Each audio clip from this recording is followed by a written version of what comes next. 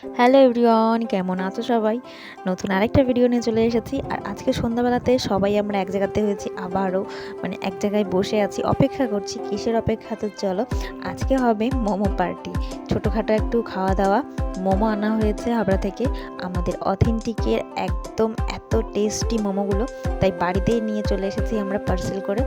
বিশেষ করে আমার বরকে খাওয়ানোর খুব ইচ্ছা ছিল যে অথেন্টিকের মোমো খাওয়াবো, কিন্তু গিয়ে খাওয়া তো সম্ভব হচ্ছে না, তাই ভাবলাম সবার জন্যই আনা হোক একবারেই, তাহলে বেশ হয়।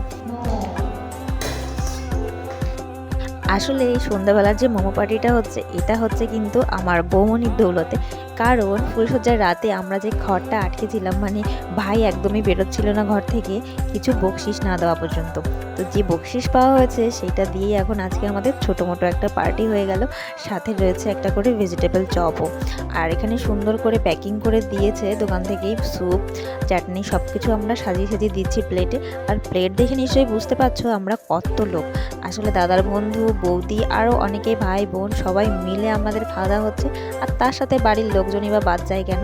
আর ওইদিকে দেখতে পাচ্ছ আমাদের ঘন্টুবাবু বসে আছে, ও দেখছে আমাকে কতক্ষণে দেবে, আমাকে তো দিচ্ছে না, আর বারবার বলছে আমাকে তো দিচ্ছে না। তারপরে ওকে প্লেটে করে একটা দিলাম। ওর শুধু দেখাই আর ও মোমোটাকে খুঁটে খুঁটে খেয়ে ভেতরে চিকেনগুলো একটু খেয়েছে, আর বাকি সব ও ডাস্টবিনের মধ্যে গিয়ে ফেলে দিয়েছে। আসলে বাচ্চা মানুষ তো বুঝতে পারছে না। তারপরে সমস্ত প্লেট সাজিয়ে নিয়ে এখন যাব ঘরে, সবাই বসে অপেক্ষা করছে বারান্দায় ওখানে দিতে। আর বৌমনি এদিকে সাজিয়ে দিচ্ছিল, আর আমার পেছন পেছন আসছে আমার ভাই ক্যামেরাম্যান, ওকে ধরিয়ে দিয়েছিলাম ক্যামেরাটা।